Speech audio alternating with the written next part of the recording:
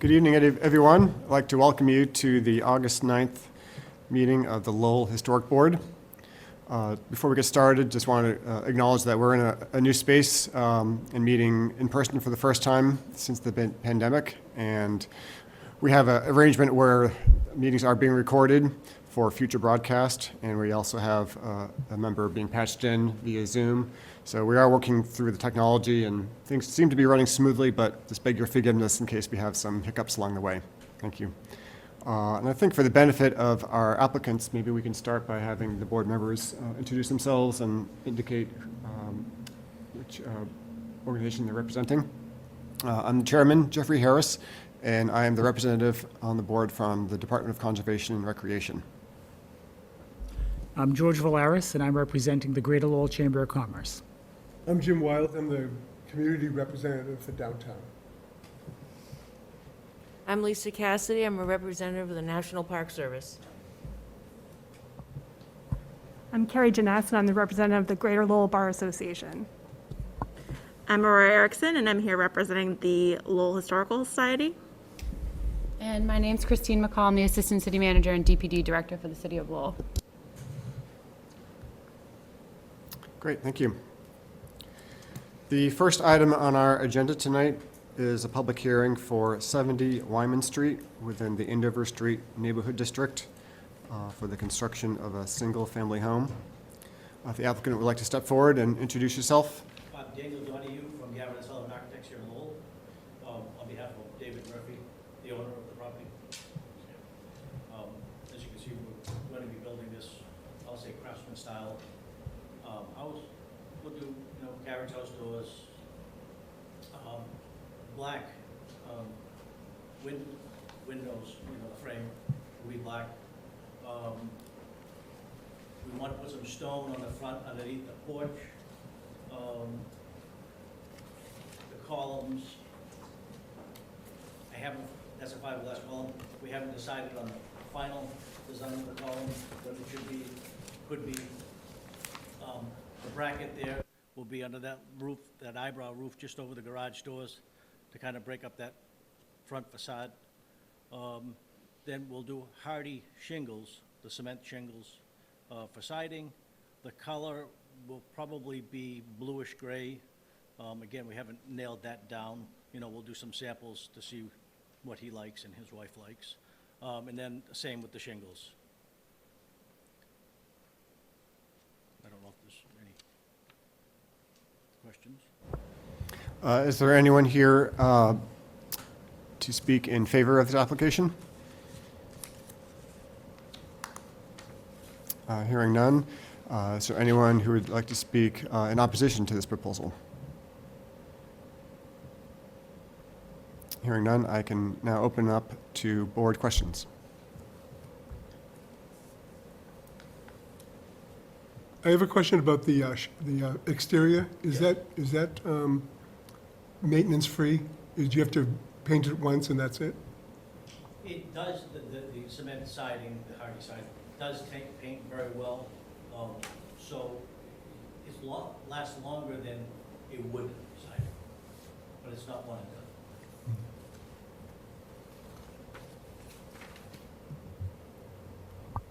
Elsie? Yes. Well, what is the square footage of the dwelling? I think it's on the bottom of there. Yes, it's square footage. Steve, is it down on the bottom? Let's see. No, it's not on this sheet. Oh. Okay. I think it's about 2,500, but I'm not sure.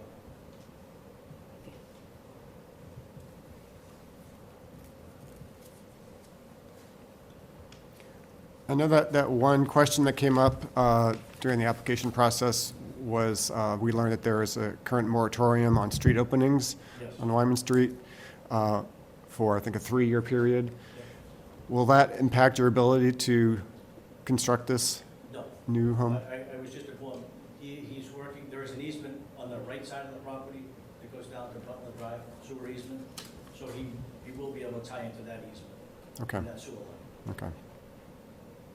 But he hasn't confirmed it with DPW that they'll accept it. Okay. The engineer said it didn't look like it would be a problem. Okay.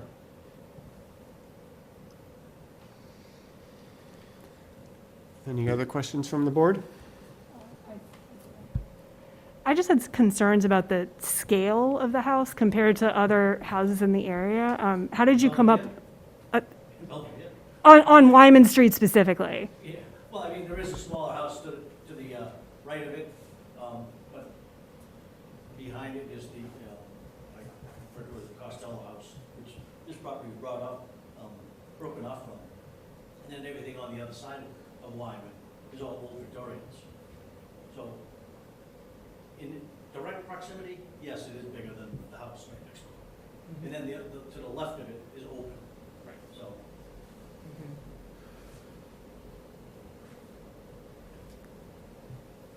So this was formerly just empty, you know, oh, sorry. So this was formerly just empty property that was, wow, when the Costellos had the house. that would be nice. Thank you.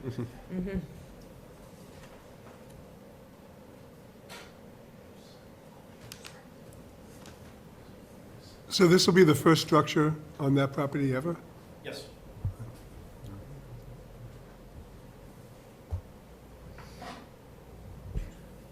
This isn't a real question. How many spaces do you think there are like that in Lowell that have never had anything on them? Just an interesting thought experiment. One to the left, lots to the left. Really? But I would agree, probably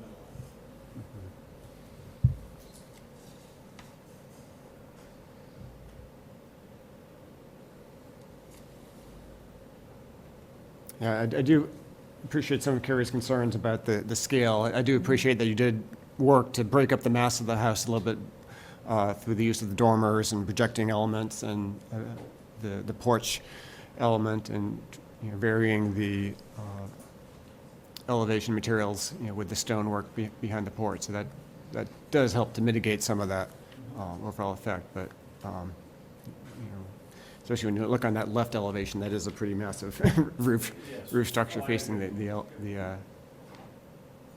neighbor to that one side.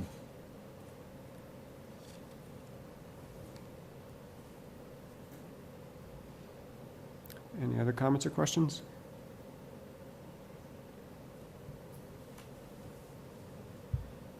We do have a recommended motion on the agenda. If anyone wants to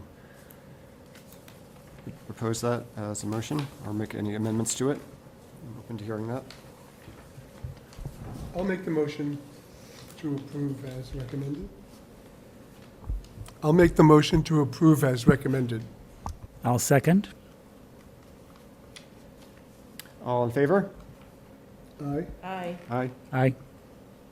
Any opposed? And do we have a vote from Dick? Excellent. Okay. What was that? We had unanimous? Was it? It was Carrie voting in opposite. It was Carrie One voting. opposition. Right, opposition. Thank you. All right, thank you very much. All right, the next item on the agenda is project at 228 Worthen Street within the downtown Lowell Historic District. Exterior rehabilitation and construction of a link structure. Would the applicant like to introduce yourselves? Hi, yes, I'm Kathleen Gables, the Director of Development from Girls Inc. of Greater Lowell. Great. A little bit of background on this property is that when the Greek American Veterans Association had it for many years, we were always great neighbors. So the commander had always said to us that we would get first option when they decided to sell, because they're literally maybe 5 feet between the two of us. So perfect timing, in the middle of the pandemic, they decided to sell. So we thought, well, let's just add one more thing to the year. So we purchased the building in December of 2020. We've been working with EBI architects and engineers, and we finally have come up with a plan that we think will work not only to keep the integrity of the building together, but also to make it so that it makes sense for there to be childcare going on between the two buildings and for there to be a safe flow. So, with that said, we have had our hazardous material abatement has been done, and our next steps would be to start pulling the building apart. Not necessarily down to the studs, because we don't know what's underneath the current clapboards. We don't know if it's reusable or if we'll have to replace it. But I know that E.J. Krabinski, our head architect, was really excited about this project because he really enjoys historical restorations, and he's very keen on keeping with the integrity and the historical nuances of the building. In addition to that, we're working with Sarah Bogosian across the street, and I'm lucky enough to have a very good friend who's a semi-retired landscape architect from Cornell, and he's helping us plan the landscaping for it. And what we're doing is, in addition to the structural pieces, is we're having the outside garden area reflect the park across the street.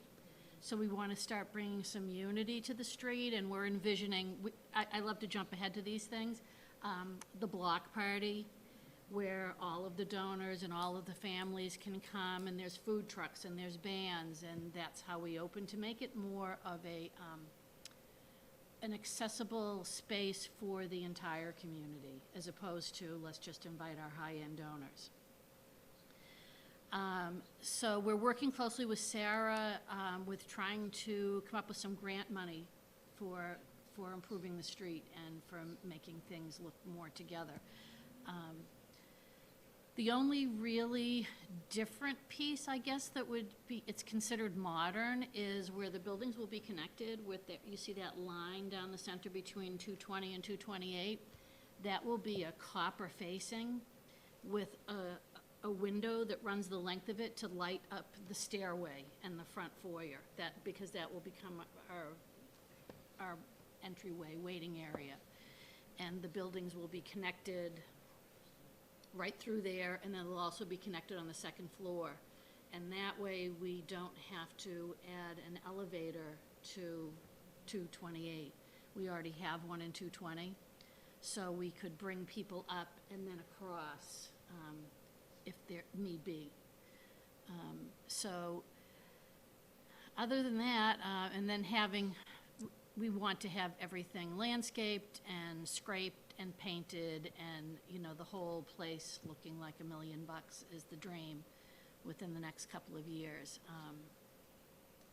And the main piece is getting 228 open, where we'll have 4,000 square feet more, which means we'd be able to take in about 40 more girls. And most times, COVID threw us a curve, but we almost all the time have a waiting list. So this way, it's 4 more girls or young women that can come to the program, and we also will double our backyard and side yard space, where we're putting in learning gardens, both vegetable and flowers. And so we'll have that, and as far as the back, the driveway that heads down and then out into the back, that we're calling it the patio, there'll be a gate for it for safety reasons, but that will also it's set way back, so it won't be anything available to the street. We don't need to cut into the curb because that's not going to be a driveway for us. So other than that, we're excited. It's a much longer process than we anticipated, but you know, we're at about, our capital campaign is $3 million, and we're not public yet, and we're at about $2 million. So we hope we can move forward. Any questions? Is there anyone here to speak in favor of this application? Hearing none, is there anyone here to speak in opposition to this proposal? Hearing none, I'll now open up to board questions and comments.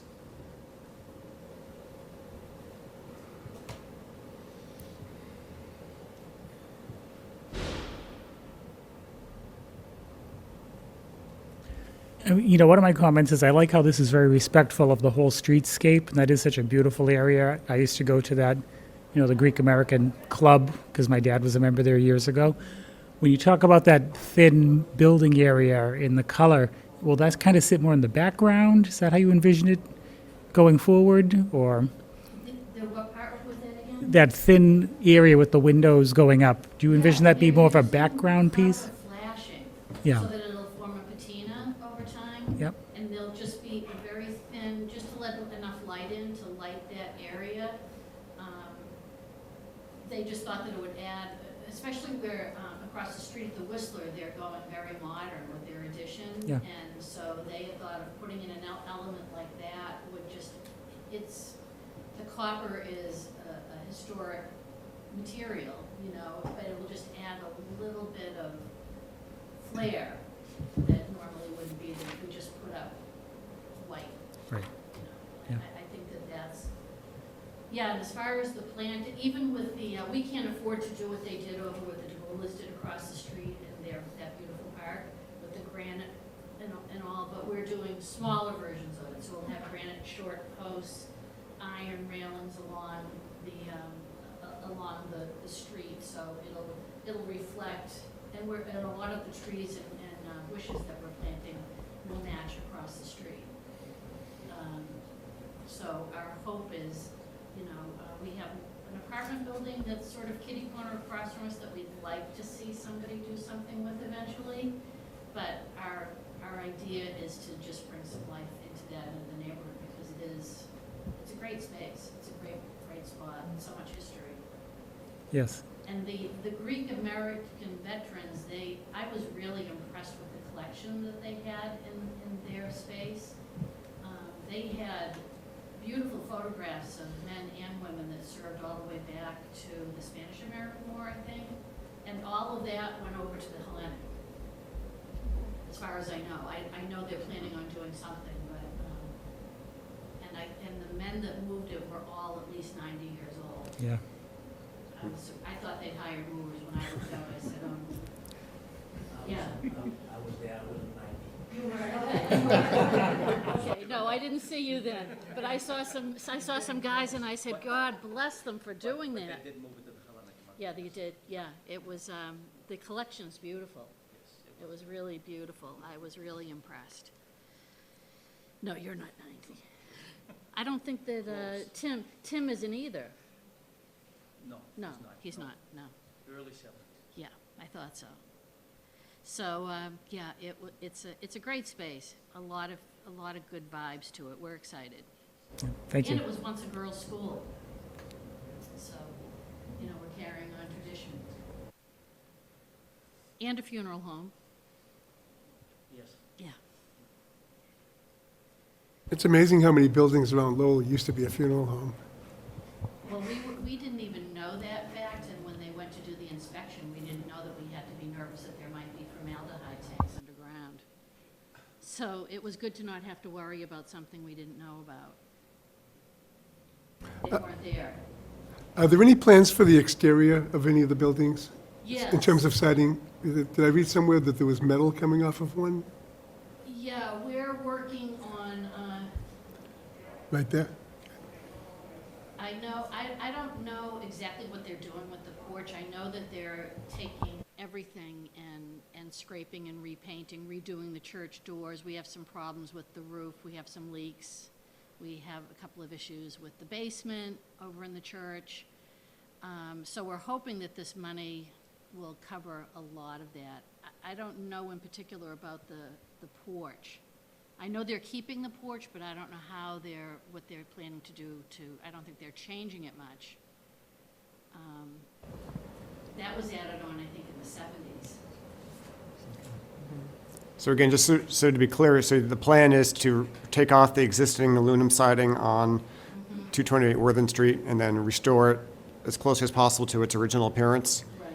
Have you peeled back any of the siding to see if anything's behind there yet? We've waited, once we start tearing it apart, we'll see what condition it's in. I know that Ashley had spoken about the cement board or something, but if if what's existing is workable, that's what we'll keep. And if it's not there, what kind of documentation do we have of its original parents through photographs or drawings that would guide the restoration? We have, I don't know, a collection of about 6 photos, black and white, Okay.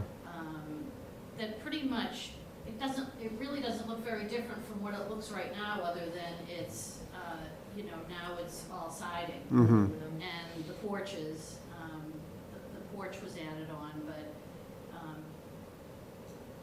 we're sticking with that. We're sticking with the same style windows. The windows will remain the same. And as far as I know that even as far as doors and all are concerned, that EJ is very keen on keeping with whatever is tradition and historic. Okay. Nobody's, that he would be upset if we went any other way. Right. Yeah, I'll be fingers crossed that there is some existing trim and siding that you could use to guide your restoration. That's always the best information to have. So I think that if the board is supportive of this, I think one additional condition we might want to add is to condition that anything that is exposed that's original is kept intact or replicated to the extent possible. So Yeah. I'm glad to hear that. Definitely. You mentioned the accessibility of 228 from the other existing building, from the interior. Will there need to be any exterior access provided to this building from the sidewalk or from? Right now is to have, I don't think it's in this current set of drawings, but on the right from the porch, there'd be a ramp. So there will be a new ramp required. Because we'd like to use the first floor for receptions and such, so we figured that we would want to have something coming in there. Otherwise, if it's a wheelchair and they have to go up another flight, they'd have to use our elevator in 220 To make it and go up across. and across the building. Okay. Is that ramp shown in the plans? I don't remember seeing that. I might just not remember it correctly. It's not on that side though, right?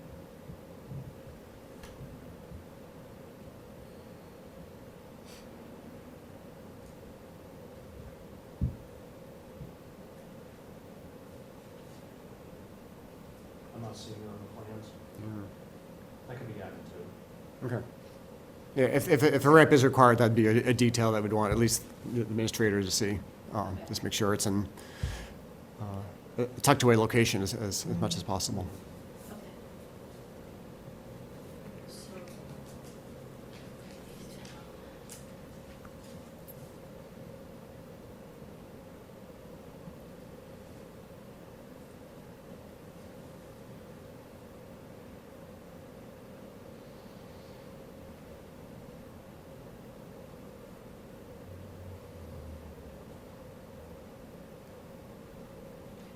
And the connecting element, is that going to have a flat roof, or will it have a gable It's roof on it? Flat, I know I've heard them talk about it.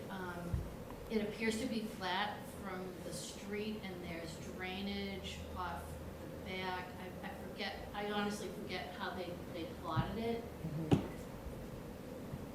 Flat roof slope to rear court. Yeah. Oh, okay. Yeah. Flat roof slope to rear courtyard. Okay, so you'll be using regular siding in the back, but then the copper panels on this elevation? Okay.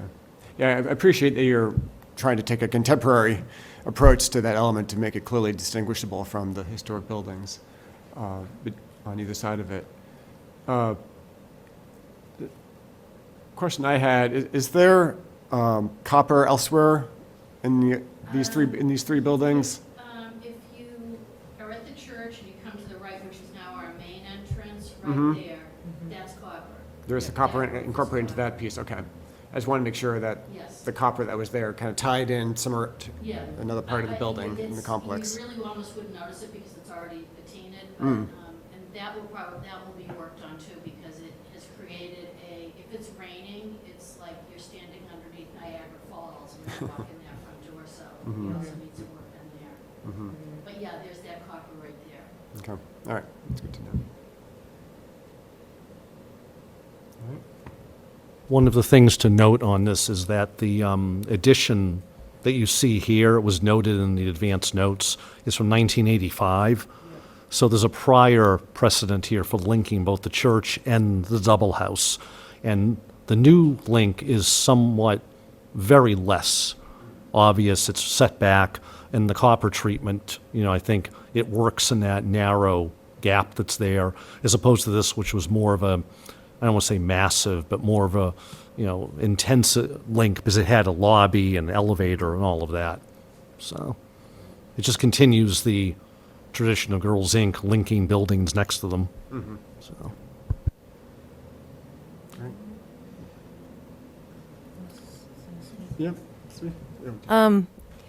I like the way you incorporated the addition. I think, with the setback and there's a history of linking the buildings, but I most like the fact that you have a preservation person on board that's interested in the, which sounds like a preservation and restoration, so depending on what you find there. So I'm curious and glad you're working from photos as well. That's nice to see. Yes. So I'm looking forward to Yeah, seeing as it moves. yeah, we are too.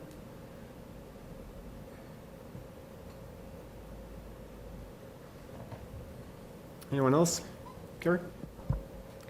As someone who got married in the park across the street, I think it's great that you're working with them to, as George was saying earlier, to have kind of a unified streetscape of landscaping. That's exactly what we want to see, right? Is a harmonious aspect of the historic district where the buildings and the greenery is all working together. So I'm excited to see it.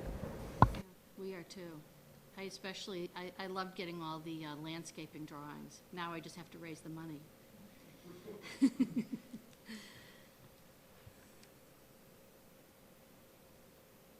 else? Is everyone prepared to make a motion?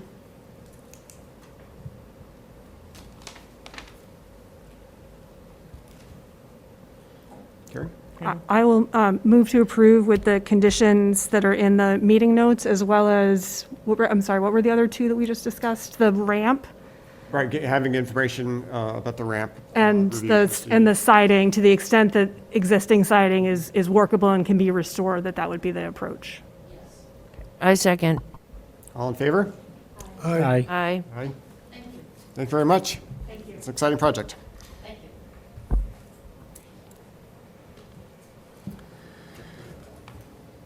All right, next item on our agenda is 61 Broadway Street within the downtown Lowell Historic District, installation of a digital messaging sign at the Hellenic American Academy. Would the applicant like to step forward and introduce yourself? Mr. Chairman, members of the board, my name is Gregory Curtis. I'm an attorney here in Lowell. I've lived here my whole life. I'm also a member of the Holy Trinity Greek Orthodox Church, who is the owner of the property at 61 Broadway Street, which is the Hellenic American Academy. I attended the Hellenic American Academy, but not through the 6th grade. But with me tonight is also George Contis, who is the president, and I know he went right through the 6th grade, the same class I was in, and also Brendan Currier from Barlow Signs. We are looking to make an adjustment and change slightly the current Hellenic American Academy sign. That sign was approved on the building probably about 15, maybe 20 years ago. I'm not sure 100% when it was done, but that sign has a lower portion that at the time was used to put up with typical single letters, advertising, or as in this case, I'll just pass these around. This was open enrollment, the way this looked at the time. This is basically what the sign looks like at the present time. And what we're looking to do is take that lower portion of the sign, replace it with an LED sign. And that LED sign, we understand there's not a lot of that type of signage in any portion of the historic district other than the Songus Arena.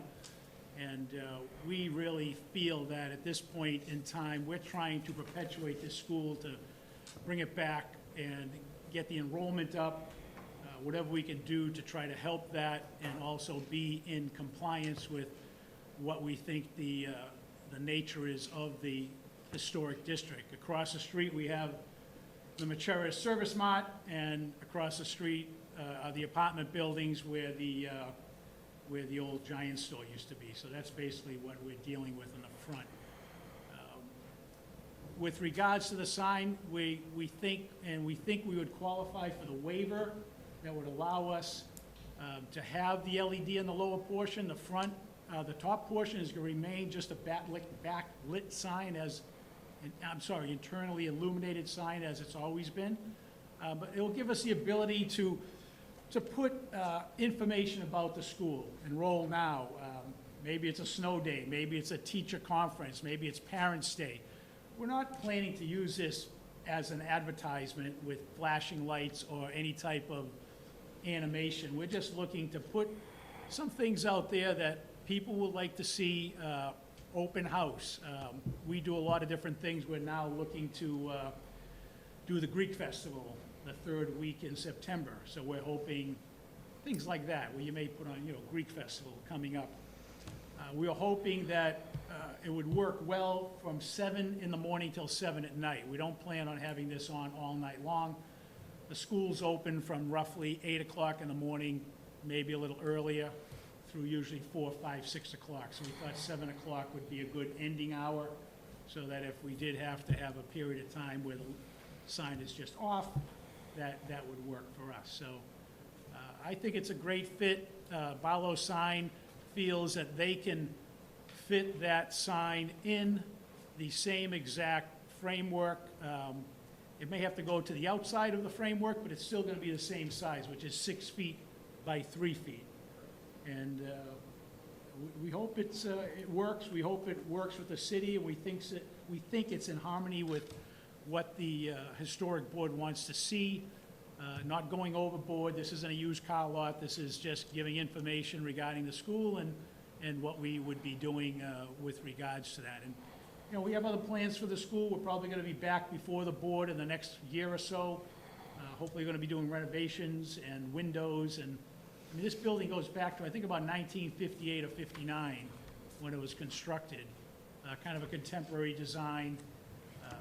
So I think it's fitting that we have the school, and we're trying to keep that school going, and we're getting higher enrollment, so we hope it will work. So I would open it up, and I also have Brandon here if you have any questions with regards to particulars on the sign.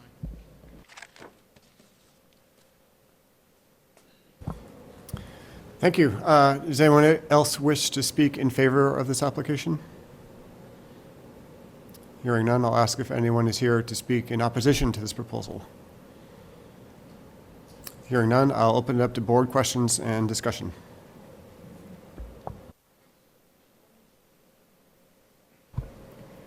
So the standard for a waiver of the electronic sign is that there has to be extraordinary circumstances or exceptional circumstances. So I'd just like to hear from you about what those circumstances are.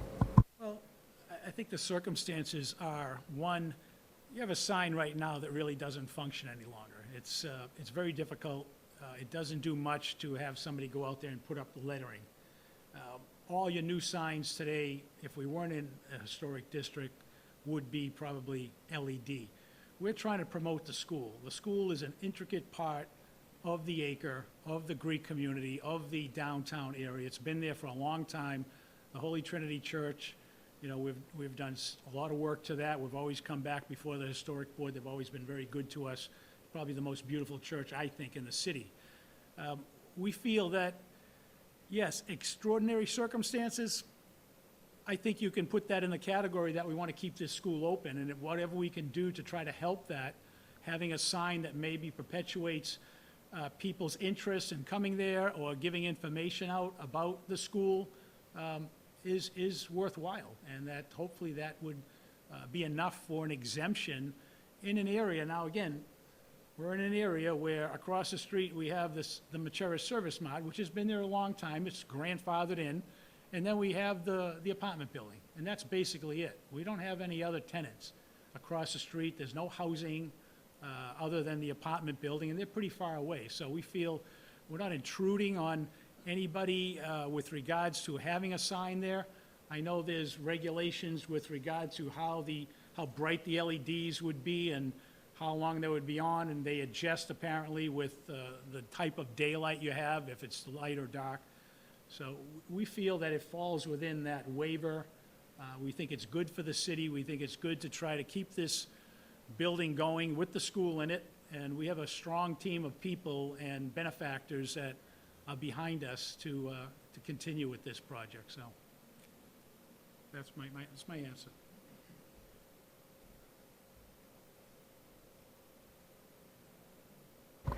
Yeah, I mean, you can appreciate as an attorney that if this is something that no one else has in the whole historic district. So if we do a waiver for you, then we need to have that based on something so that we don't have a bunch of other businesses coming to us and saying it would really help our business if we could have an LED. It's a case-by-case basis, as you know, but, you know, I think the specific language you have in your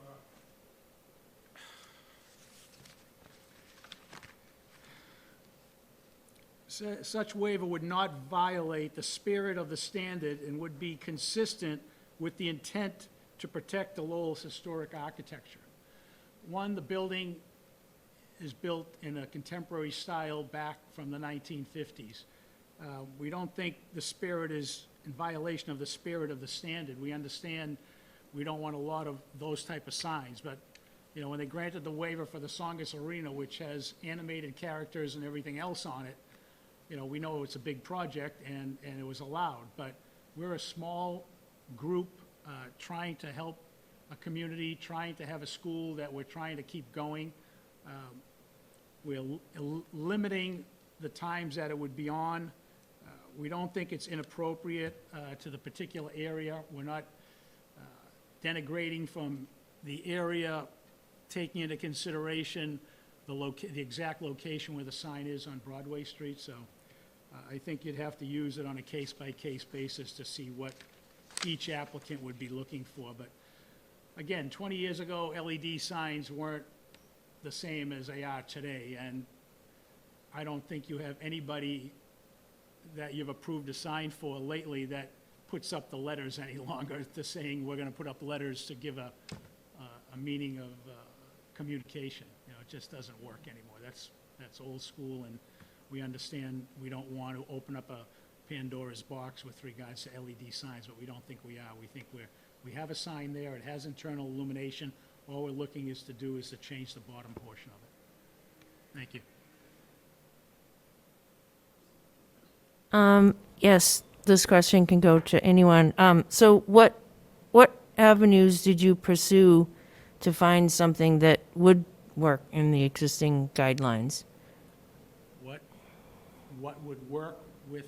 Yes, what alternatives did you look at that would fit into the The guidelines? sign was a sign that you could put information up on, but it's to the point now where if we're going to go forward with any type of improvement to the school, whether it's to the outside of the building and whether it's to generate more students coming to the school, the only real type of sign we can put up there is a sign that would be able to be changed just as you would, you know, you see these large signs I know on the highways that are all digital now, and they change every 10 seconds. We're not looking to do that. We're looking to put certain information. It makes it much easier. I think it's safer. You have people going out there and opening up this big piece of plexiglass and trying to change a few letters or a few words. I think it needs to be changed. I think we're in the scope of what the board is looking for, and we're trying to keep it as simple as possible. We're not changing the size of the sign. It's still 6x3. It's just going to change from stick-on letters to illumination. So this is the only alternative that you looked I at? can't think of any others, but I could ask Mr. Courier if he knows of any type of alternative to that type of sign.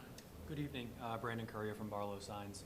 To speak to your question, really only the two solutions for messaging is one, what you have here, and two, what is existing. And like we've mentioned before, we're not really looking to do anything like out of the ordinary. There'll be no negative effects on anybody around. We're not looking to put crazy colors on it and whatnot. So like mentioning that for having the board that's there now, it's a single solid color. We're not looking to have crazy pops of color. We're trying to promote the school. We're trying to put out messages for the students and future students. But for as well as options, this is your best option to achieve what we're looking to do. Thank you. How often do you change the current messaging on the existing sign, typically? I don't think it's Once a week, very once a often, month? Only because of the difficulty in having to go there and how much information you can put on the sign. To me, I don't think it's changed quite a bit in a period of time. They would do things, as you said, open enrollment or graduation, or now if we have a sign that we can put a message up, we could put no school today, snow day, or we could put a lot of different things that would be on there, that parents' day, or we also do items that involve the church with the school, and those items could also be put onto the board if we had the ability. Rather than having to get down there every time you want to make a change to a word, it takes a little while to go down there and change out words. Right. If this were to be approved, how often do you anticipate the messaging changing on the digital sign? I wouldn't think more than, 4 or 5 times, maybe a couple times a day, possibly. I can't see that we'd be having much of a change. If there was an event coming up, and you had a sign on there for the school, like parents' conference today, you may have something that says, open enrollment tomorrow, or it could be a change. But it's not going to be one of these rolling, flashing, every half an hour it changes. I don't think we're looking to do anything like that. It's going to be basically wording being put up there related to the school or related to the church or the cultural center, which is part of the church and the school. So if you were to be in a scenario where you had 4 or 5 messages you wanted to show in one day, would you have one message appear for 10 seconds and then have it switched to another message for another 10 seconds, or what's the? Yeah. Yeah. Yes, my name is George Contos. I'm president of the Holy Trinity Church and the school and the cultural center. It would be once a day, maybe once a week on these messages. That's it. It's not like Greg said, a roll, just so you know. Okay. And would you be looking just to have lettering, or the application shows some graphics here. Would you anticipate needing graphics and images to be shown, or are you just anticipating using digital letters on the message board? Well, I think, as you see on the display, it says open enroll now, and it has a picture of some books and a clock. Things like that may appear. I think you have to keep it open somewhat. We're not looking to do any type of animation where things would change and transpire in the course of 10 seconds. If we put open enrollment now, that could stay up there for the whole day. It could be that stays there, and then there could be a sign flashed up in the afternoon saying, spaghetti dinner at the school tonight at 5 o'clock. And that could be up for an hour. But we're not looking to change this tremendous amount of change in the course of time. But we're not looking to do any animation. How it rolls from one into the other. As George said, I think honestly it would be more than maybe once a day. It could be several times a day, but it's not going to be your typical billboard where you have 15-second increments and the ads just keep rolling. We're not doing that. No, that's helpful.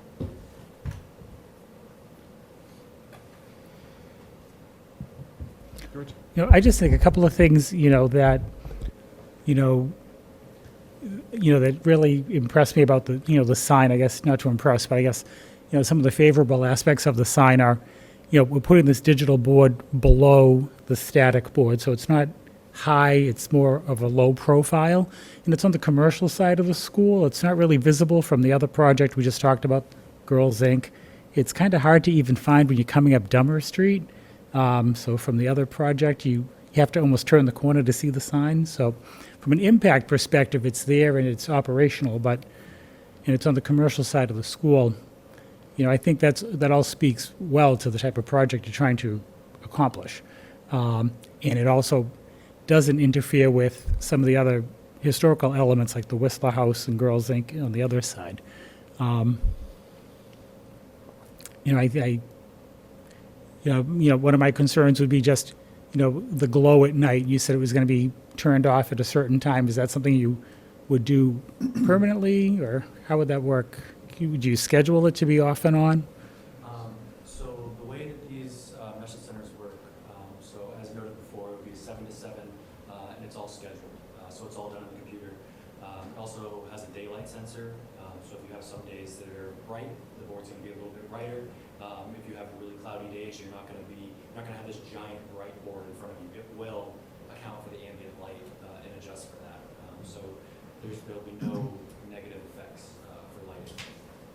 Would you make, if you have like a night event at the cultural center or something, would you tweak that a little so it runs as the event's going on? Is that kind of a possibility? We would advertise like Greek Festival, we put the dates on there. Yeah.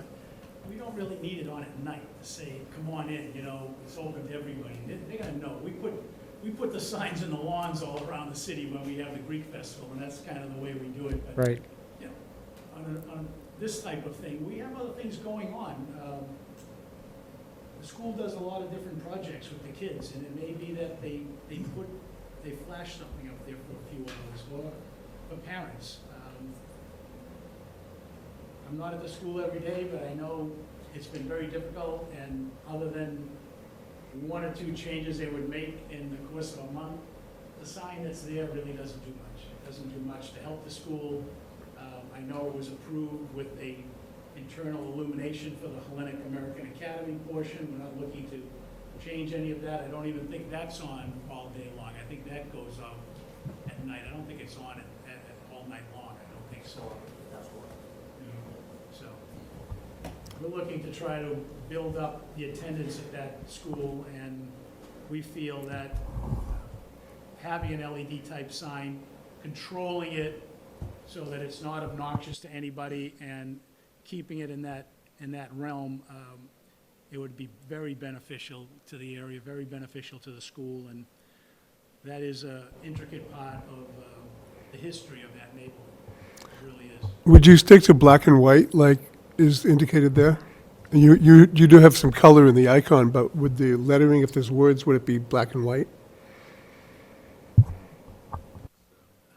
I don't think it's always going to be black and white, but again, you have such a variation, right? You have such adjustability with the LED type sign, but I don't think we're going to be putting like, the words "Happy Birthday" up there and put them in 10 different colors. I don't know. Bright pink background. Or any type of. You really need the contrasting background, right? You need maybe the black background with the lettering, but you're not going to have like a pink background and then put black lettering. I don't think that's going to.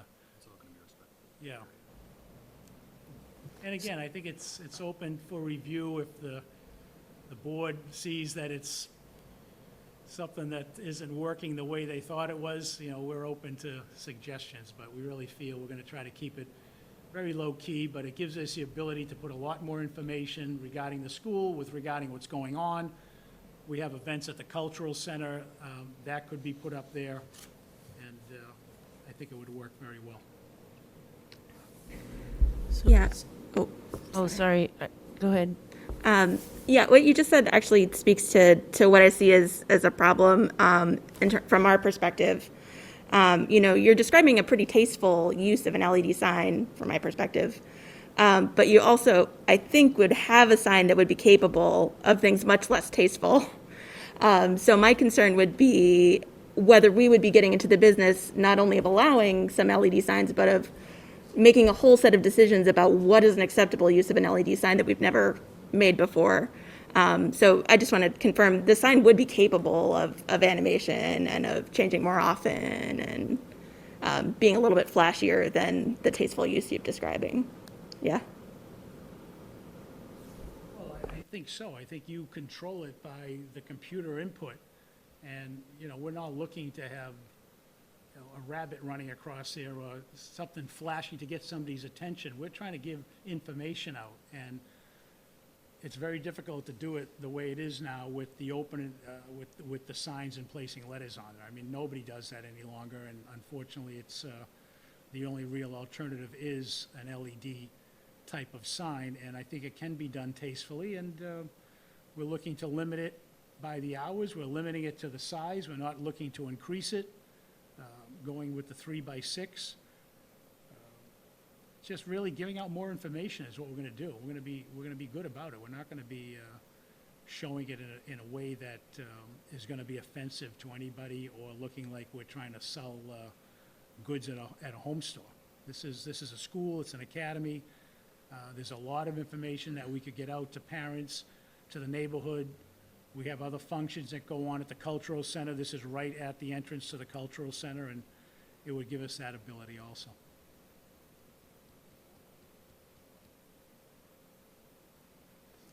Yeah, I'd like to go back to the color. So you're saying that you don't have a set color that you're picking out? It's not like black, white on a black background or red, or you're saying it is what you want to make it?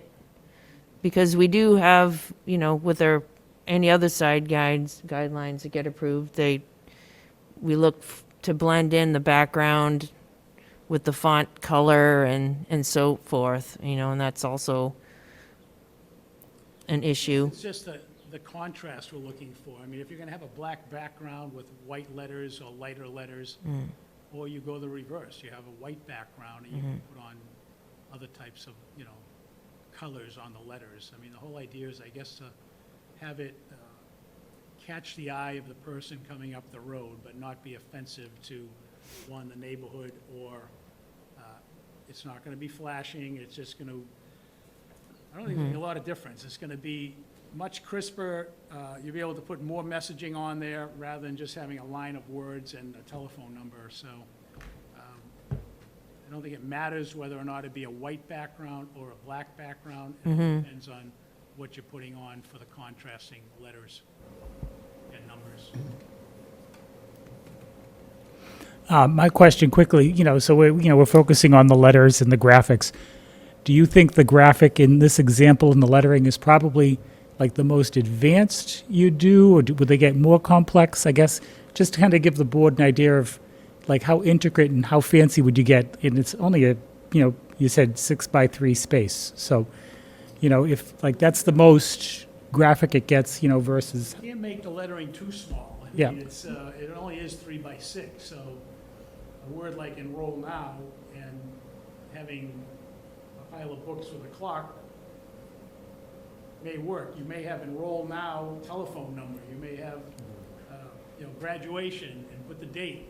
Yeah. I don't think there'd be a lot of 6 or 7 lines of LED names and numbers. You're not going to be able to read them. It's going to be too small. No, and I just think, from our experience with these types of boards, we're used to seeing the ones you're going down the highway into Boston, and they're every 40 feet. And some of them are just very intricately designed and graphic. And I think we're picturing that versus, what are you trying to accomplish here? And, we're just trying to get that image in our head. Yeah, so the signs that you're talking about, the scale is so massive that they do have the ability to put that intricate of a design into it. Yeah. Something of this scale, I'm sure that that's probably going to be the most intricate amount of detail that you'll see. As we noted, there's going to be no motion or anything like that. It's just going to be simplistic information. They've done a lot of studies on these measure centers, and there's actually studies out there that say that a board like this with an image tied to words is 90% more attractive to a human brain, because that's what the human brain interacts with images. So if you tie image to enroll now, or a phone number with, or as you mentioned, a graduation with a graduation cap and a date, you're going to be able to tie that and be able to blend in with the community and people around that are passing, be able to grab that information. We're not looking to have anything out of the norm, or we want to blend in with the area. We just want to be able to have a board that's safe to change, that we can change on the fly, because if you're looking at an old the existing board, you had to lift up that plastic. Well, what happens if, like you mentioned, a snow day? So you go outside and then now you're bringing in a slipping hazard. So there's a lot of different things that aren't thought about when transitioning to an LED board. The visual interactions that I said, a negative effect of slipping, falling, vehicles coming around. I mean, this board can be controlled from inside. No one has to go outside and worry about anything that's out and around. So I think that a solution for this would, as we mentioned, like what we want to do, we want to keep it simple. We want to be able to have text that's right to the point. We're not going to be flashing a bunch of mirages of color, like potentially the arena down there. I haven't seen that sign personally, so I can't speak to exactly what that shows. But I can tell you that we're not going to be on that same level. We're going to blend in with this area. We want it to be very respectful of the area. Thank you. I think I'm more concerned with the brightness and changeability. So how bright is this going to be? So as I mentioned before, there's a daylight sensor. So as the ambient light, exterior light. I understand that, but what's the highest brightness it's going to be? So that is something that is very hard to describe because it's measured in either candle powers or lumen, which is something that no one really understands until you see it. So we can't set it separate from the sunlight? If it gets into a situation where the daylight sensor isn't adequate enough, I think that if there's an issue, it can be brought up. But I don't know if you can set a certain limit because if a storm rolls in, people won't be able to see the board. It'll be more of a distraction for people trying to say, oh, what's that board saying type of thing. It adjusts automatically, but I think I would be happy to have the board view it. I've gone by some of these signs where it's just so bright. You know, how does it get that bright? And you go by other signs and they're not offensive to look at. So we're not going to make it that way, but if there's a possibility that it starts to look that way and the board has concerns, we'll be happy to try to address those because we really feel that it's going to be low key. It's not so much about getting such a bright sign out there as to getting information out. That's what we're looking to do. We're trying to get information out regarding the school, regarding the cultural center. It's all tied into one, and it makes life so much easier. And nobody wants to go out there and lift this big piece of now yellow plastic plexiglass and change letters just to put the word out there on the telephone number. People know the telephone number. They can Google it if they want. But we want to put information out about what's going on with the school and the cultural center. We haven't talked about changeability. I know that the applicant has mentioned he's only going to change it once or twice a week, but I'd like to set a condition to at least 30 seconds to a minute because I find that signs throughout the city, they do end up changing 10 to 20 seconds. And I know you can preset that, so I would like to put it at least to 30 seconds to a minute. That's not a problem. That can all be preset. Yeah, That that can can be be preset part in the system, so it won't allow it to go more than that. Jeffrey, I had one thing. Yep. So the sensor, now, in much the same way the changeability can be adjusted, once, if the board sees fit to install this and we see it in real-life conditions, that sensor can be adjusted based upon In the computer, it can be adjusted. just making sure on that. Okay, I thought so. You can set a parameter for the daylight sensor. It's already preloaded with, Mhm. with the most up-to-date information based off of this area, this region. I mean, these signs are made in New Hampshire. They're made in Portsmouth. Yeah, these aren't our parents' LED signs, the ones I remember growing up with. These are much more technically advanced. Yes, they definitely Yeah. are. So we're able to remotely access this just through a cellular modem. So, and we have a full computer that runs these boards specifically. So we can go in and adjust parameters if something were to come up at a later date where it was too bright per se. Let's see. So I guess what I was trying to point out earlier, and I'd like the board to consider, is that, there are other, we're not just talking under illumination under signs, but there are other guidelines for color, not just for messaging, but you know, the traditional block or curvilineal style fonts. There's, and it does say on 4.40, light colored colors on a dark colored background are generally required. So, I mean, there are guidelines for all of these things already set, regardless of whether it's illuminated or not. So if you're introducing something that can change colors, it's kind of defeating the purpose here of the guidelines, which state, you know, things that are approved for a certain color or a background. So, I mean, how do you address that? Well, we could, I mean- you know, we could always condition that only certain color lettering be used. Correct, but Potentially, that or a hasn't been certain brought color up yet. background. No. That hasn't been Yeah. brought up yet or made a point. And I don't know if those cover just static building signs or if they are applicable to electronic signs. So we may want to look at that.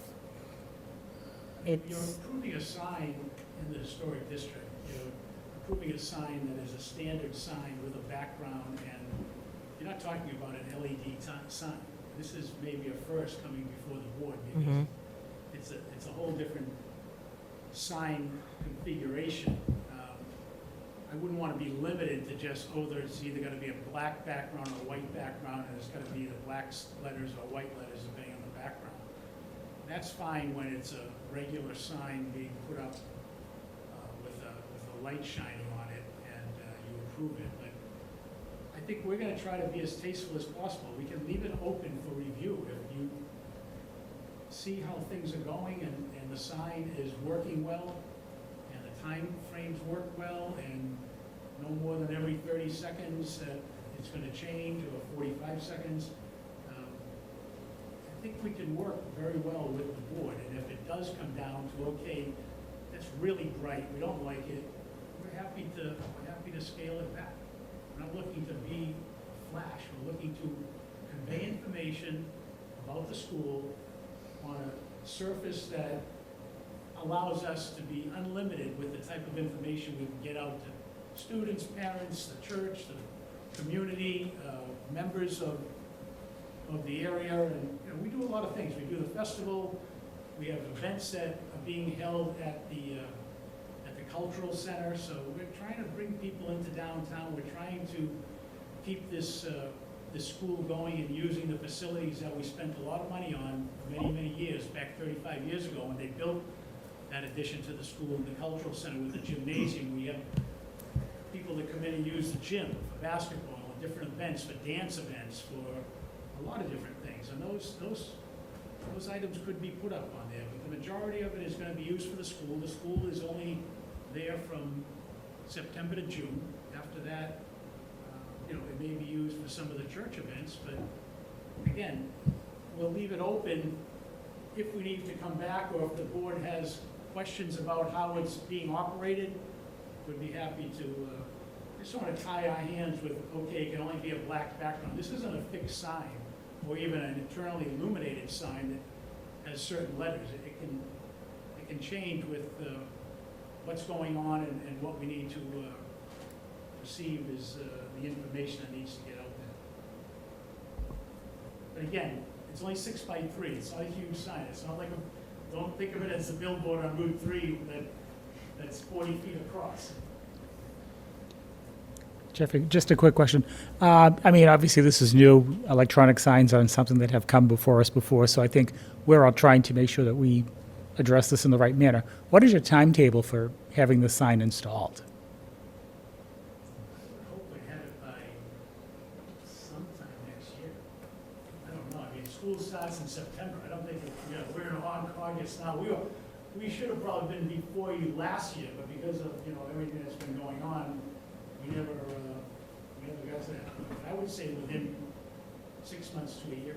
Sure, thank you. I mean, it's an expensive proposition. It's not, we have to raise the money to do it, and, we have the proposals here, but it's going to be a great addition to, I think, that area. I know it's very hard to grasp the whole thing about an LED type sign, but I think the technology is there to keep it looking right, to keep it so it's not an eyesore to the area, and we're probably a great test pilot for that. We're a school, we're a church, we've been a good neighbor for over 100 years, and we're not going anywhere, so hopefully it will instill, maybe, you'll start seeing other people asking for that, but again, on a case-by-case basis is what it will have to be dealt with. Thank you. Speaking of the dimensions, I had a couple questions related to that. You say that the blue Hellenic American Academy sign will be exactly the same on the new sign, correct, in dimension? And I think it shows as 2 feet 8 inches and 3/4 in height. And you're saying that the new LED sign would be 3 feet in height? Correct. But your intent is to kind of replicate the existing sign dimensions? Because based on this photo, the blue section seems to be taller than the black portion of it. But in your proposed construction details, the LED section would be taller than the Hellenic section. So these LED boards come in specific sizes, so we fit and matched with the closest that we could fit to this size. Mhm. 1 foot by 2 foot increments, so they tile together, so that's how we come up with that dimension there. So 3 by 6 is, you can't cut it down to 3, to 2.5 by 6 feet or anything like that. You're saying it has to. We can have the board there and cover it with trim, if the visual opening is what you guys are concerned about. But the board will come 3 by 6.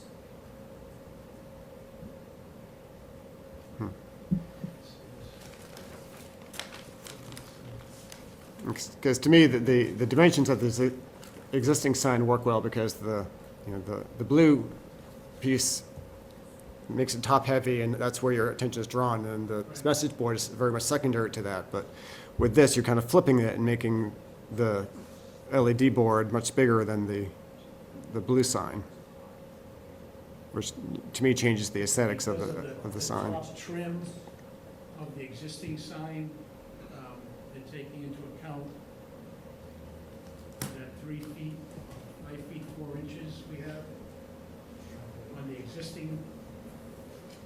Yeah, so it looks like the measurements that you have on there, so you called out the 2 foot 8 3/4. Mm-hmm.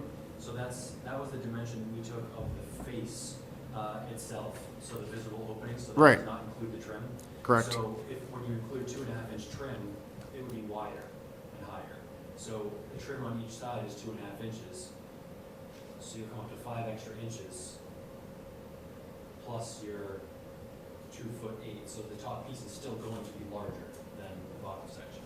It's almost like an optical illusion with how this board looks as you see it, because it doesn't have a trim border around it, which we proposed in adding. So the trim board says 2.5 inches? Yes. So the actual height of the LED would be 3 feet minus 5, so that would be, Yeah, so it would be. okay, so it would be 2 feet, Correct. 7 inches, okay. And you're not going to put information right to the edge of the board at any Right. place, because it's not visually pleasing. So we're trying to make the whole sign look cohesive without being disrespectful to the area and the passing by, the way by the public, essentially. And I think at the outset, you mentioned that the LED sign might be wider than the existing sign. So What the is- LED board is what's called trimless. So the cabinet, the frame that it's built in is right to the edge. So it'll be 6 feet. So that's the size of the sign, Yep. the existing sign is there. So the cabinet will come right to the edge of that 6 foot existing cabinet. So what'll happen is we'll put 2.5 inch trim to match the top. So I we'll see, do trim okay. Around all of it to give it all a border itself. Okay, I understand. So All the right. way that this brand of board comes, like I mentioned, comes trimless, Mhm. which is a cleaner look Mhm. for a lot of different reasons. But we are going to include trim over the top to make it fit cohesively with Mhm. the existing sign. Okay.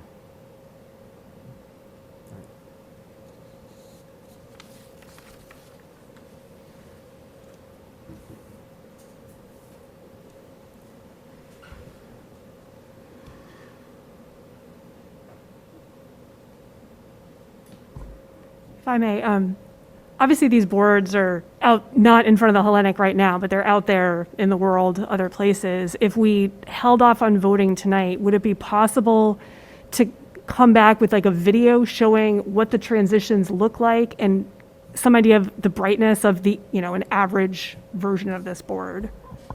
So if you video an LED board, you are not going to see an accurate representation because LEDs flash at a high rate of speed, which can't be captured unless you have a slow motion camera, which is 120 frames or more. So that, I don't think would be an accurate representation of what you're looking for. I know we've made mention of a condition that had like a potential review of some sort afterwards. And as I mentioned, everything in this board can be modified. We can adjust, if you say that the brightness is too bright, we can adjust it by 1%, 5%, 15% on over a scale with the light sensor. So as it goes throughout the day with clouds and whatnot, we can adjust that down or up or something similar. A fade, it's just a transition. So it'll just, the information on the images that you see there, it said enroll now. So it would just come in and then it would just come out the same way. It's not going to be anything that's offensive. It's not going to be like, boom, it's not going to be quick. We'll make sure that it's respectful for this area because as we've noted, what we're trying to do is we're just trying to get information across. We're not trying to be like, hey, we're over here. We're just trying to promote what we're doing here. Hope that helps. Can I also add one more thing? Mhm. It's an honor to be here. The great thing about the Hellenic American School was that in 1957, JFK visited the school, and we have a picture of John F. Kennedy. I look at George Washington there. John F. Kennedy was actually at our school with our president and our priest, and we have a picture. So it's an honor, and I'm sure since being a historic committee to appreciate that.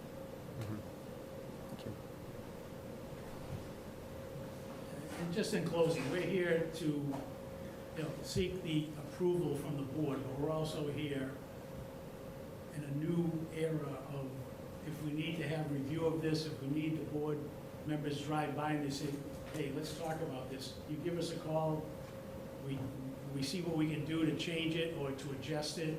I think there'll be a little bit of a learning curve, but we're gonna be very respectful of what the neighborhood is. We're not gonna have this on at night. This isn't something where, it shrinks down to a 0 point. It's gonna come on, it's gonna go off. It's gonna be tastefully done.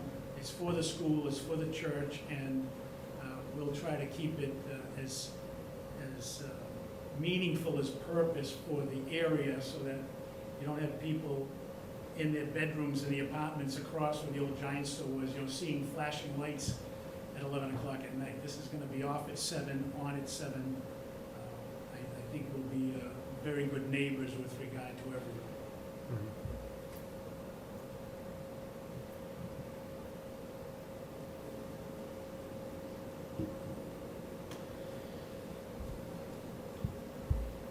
Any other questions? Yeah, there's definitely a sense of the trepidation that, as George mentioned, we haven't dealt with these types of applications before, so we're in somewhat unexplored territory with respect to these types of proposals. My sense is that there is a very contemporary setting to this sign, and the sign design itself that could potentially lend itself to incorporating a digital sign that would be in keeping with the district, given the setting that it's in. But we're so used to dealing with static signs that don't change, and we don't want to approve something that may end up creating a visual effect that ends up being not being compatible with the character of this part of the district and the district as a whole. For me, I think the more static the sign, the better. Having always having a black background to me, is approach that I could consider, but not allowing a multitude of different colors that we may not be able to anticipate.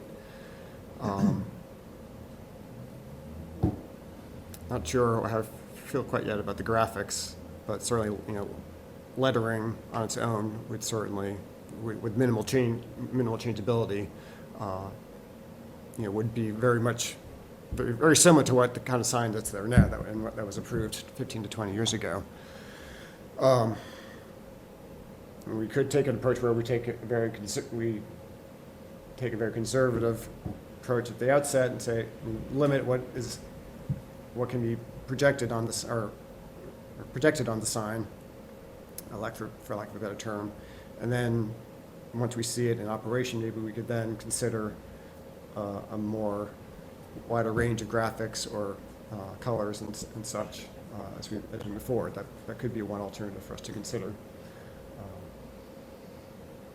I think that's a really good approach. I really want to support this, but I think we should start really conservatively. And then maybe 3 to 6 months after it's installed, have a review. And possibly add, more flexibility or curtail it back. But, I mean, it's a really key vote because it really sets a precedent. I think, the key is it's very adjustable. So if the board votes to approve it and then 6 months from now, we review it, backgrounds can be changed, lettering can be changed. It's all done on the computer. We're not stuck with a sign that we've developed and now we have to live with it. It can all be adjusted to satisfy, what the requirement is, and that is to give out information regarding the school, regarding the church, the cultural center, and keep it in harmony with what the board's looking for, and that is, I understand it's new ground, but it's the best scenario I think we can think of to give us that flexibility and adjustability and give you better oversight. You'd have better oversight on it if you're able to say, listen, the thing's too bright, or we don't like the background. We don't have a problem with that. I mean, we're gonna spend a lot of money to develop this sign, and we want it to work. I think it will, but it is a new era, and we're happy to take the input of the board as time goes on, whether it's 6 months from now or 3 months from now after the sign's been installed. Yeah, I mean, to me, the changeability of it is just really the thing I can't get my head around, because when you have a snow day, you're going to want to put out a snow day sign that moment. And you're not going to do this process of like making it pretty to fit our standards. You're going to throw the snow day sign out there. And I just don't see how that's going to be compatible with, when things come up, they're going to come up and the sign's going to get changed. And I just don't see how we can really keep that regulated. And honestly, it's not about you guys. I know you are a great community partner. I know you're going to be thoughtful. But there are a lot of wonderful community organizations in the downtown area. And I don't know how we say yes to you and no to the 10 or 12 other organizations that might want to do this. And I don't see how we could possibly go around looking at all the signs every day, seeing their changeable messages and making sure that their fonts are correct. It just seems like an overwhelming task to make sure that visually all of those different changeable signs, which could change often, are keeping with our visual standards.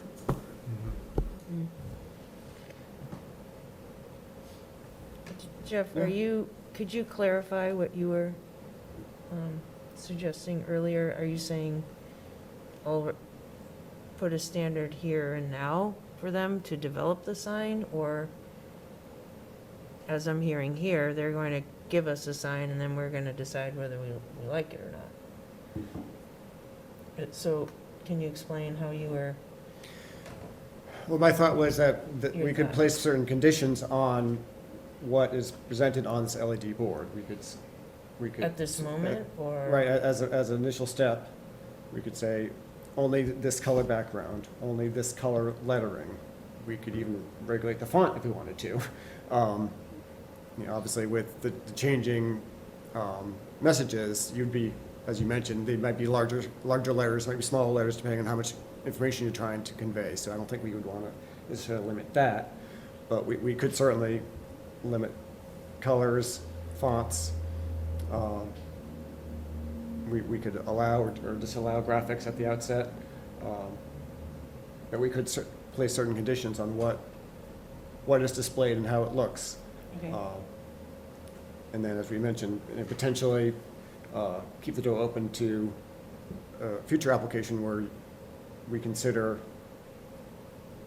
different color backgrounds, different color letters, different types of graphics, what have you. I mean, I don't want to limit us or the applicant in any way at this point, but I'm just proposing one way that we could approach it as to. It may be that thinking an LED sign, you're looking at it, and yes, it could be a black background, but I wouldn't want to limit ourselves to just one background. I think we have to look at it from a perspective of, this has multiple abilities to do different things. Now, we don't want anything that's going to be obnoxious, offensive, or not in taking with what the board is looking for, but that can all be adjusted through the computer. So I feel that you're looking at a black sign, black background, that could be changed to white, that could be left black, the letters could be white, the letters could be red.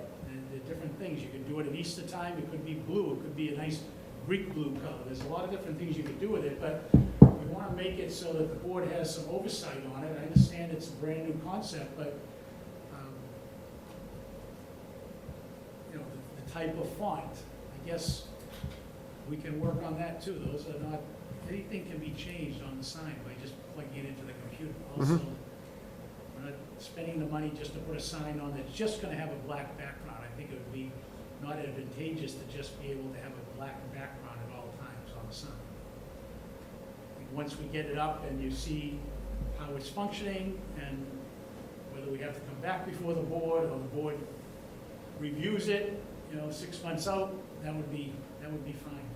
I think the board would be happy with it. Again, I understand your positions where you don't want to get this into a situation where every consumer or organization in the historic district is going to be looking at it and saying, we want our own LED sign. I don't think that would be the case, but it has to be done in a way that gives you the ability to regulate it, gives us the ability to put out the information that we're looking to do. So you've heard some of our concerns and, kind of where we're going with this. We've seen one mock-up, and I think we're just all focusing on that black background with the limited graphic. Is it possible to get maybe like a dozen examples, maybe passed to Steve, so he could share them with us on different backgrounds and fonts and graphics? Just, it'll maybe help us identify, what it would look like. Help us get a better picture of that. I mean, I think we're kind of Like examples of the types of signs they might want to display over the course of the year. Correct. This is the black background, the burgundy background, the blue background. This is the pica font or the courier font or whatever. I think we can put that together. It's not going to be 100% accurate as to the way the color is going to look and the difference between looking at a photograph or a print and then looking at the LED sign. Right. It's up on the Understood, but I think the example we're seeing now is just the black background with the white font. Just, it may help us, get a little more, comfortable. And I think this is what kind of pioneering this whole decision process. So I think it may help us determine what are we comfortable with and what's maybe a little beyond our comfort zone at this point. I think we can provide that to the board. Yeah, thank you. Yeah, I think that would be useful for us to get a sense of the range of graphics and lettering and messages in terms of layout and whatnot that you'd be able to fit onto this 3x6 board, and the colors that would help us to address some of these concerns that have been raised. I think that's a good idea, George.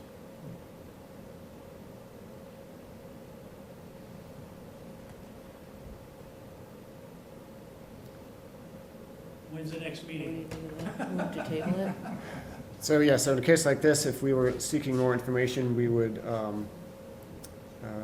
we would have to have a I think we'd motion to continue table the or public hearing. Continue the hearing Yeah. to the next meeting. September 13th is the next meeting. Mhm. We could, so what is it, 2 weeks out? 4 weeks? Be in 4 weeks, yeah. Okay. be sufficient time to put together some information and maybe some different color schemes and lettering styles and get them into the board so you can look at them and we can come back at that point and hopefully wrap it up at that time. Okay, yeah, I think that would be helpful. I'll make a motion to continue this to the September 13th meeting with the information requested by the board. A second. All in favor? Aye. Thank you. Thank you very much, appreciate your time.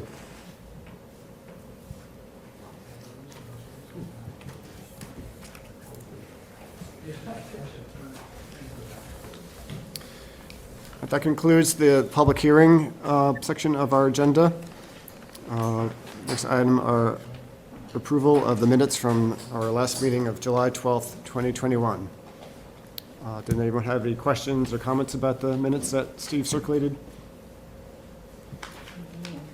If not, I'll entertain a motion to approve. I'll make a motion to approve. I'll second that. All in favor? Aye. Aye. Thank you. Now on to other business. Steve, do you want to cover the items we have in the agenda here, beginning with the mural policy update? Yeah, we're looking to do that for the September 13th meeting, the public hearing and the vote on that. So, taking a look at that, that'll be the next month. The enforcement violations, getting back on that, going to be out once a week taking a walk. In fact, we decided, I think I'm going to go out with the people that already look through downtown for ADA things and, the sidewalk seating, which is, if they're already heading out, I'll go out with them and we'll just do that. And, there's a few out there we've noticed, some maintenance, some signs have crept in, so we want to get on that, of course. But there's nothing here specific tonight, so it's just, getting that back up to speed. So, and then everything in the administrator's report, it's narrow this month, but it's pretty much informational and for the record. One thing I did want to mention, though, two things. One, I'm hoping people did check out on the website the new section on the historic places and architecture and the districts and such.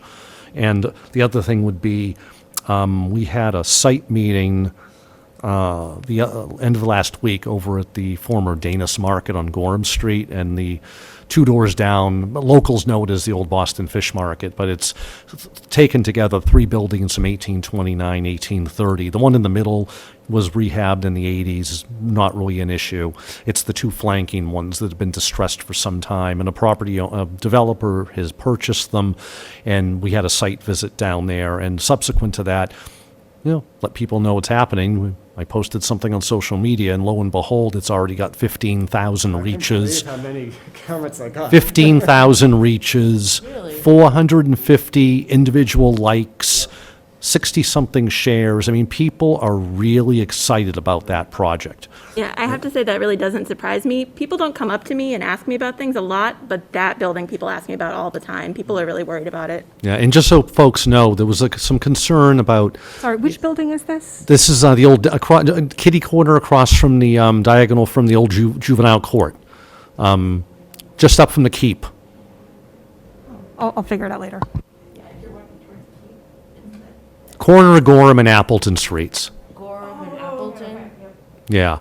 They're probably, they're very significant for the fact that they represent downtown Lowell when it was being developed in the 1820s and 30s.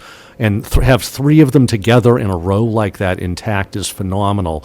More recently, many people living locally would be concerned about recently the counter and a lot of the decor in Dana's. And just so you all know, on the exact moment we're doing the site visit, we had Tori from LTC taking photos and documenting inside. We had Jim Lachulis from Mill 5 and his crew sensitively and cautiously dismantling the counter, the stools, the bar back, the mirrors, and other detail to be brought over to Mill 5 for eventual reuse and installation in there.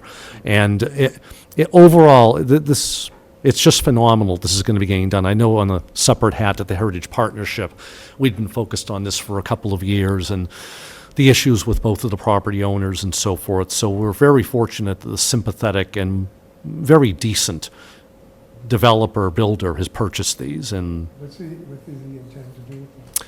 Commercial retail ground floor, residential above, just like it was historically.